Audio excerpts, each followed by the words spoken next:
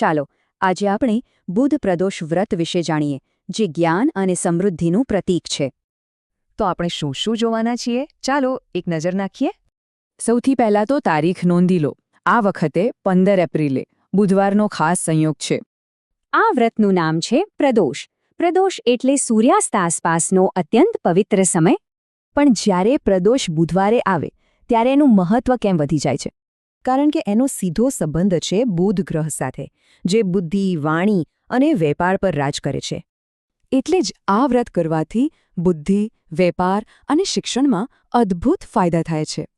વ્રતની શરૂઆત એકદમ સરળ છે. સવારે વહેલા સ્નાન કરીને સંકલ્પ લેવાનો હોય છે.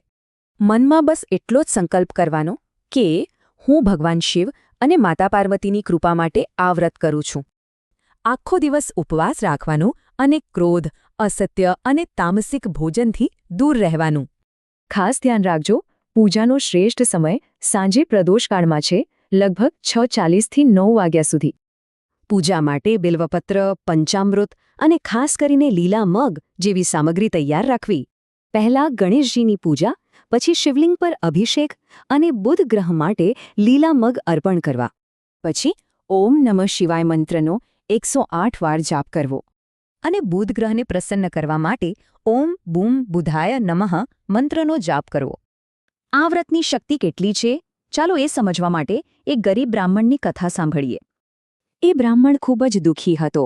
ત્યારે એક સાધુએ તેને બુધ પ્રદોષ વ્રત કરવાની સલાહ આપી. અને થયું પણ એવું જ.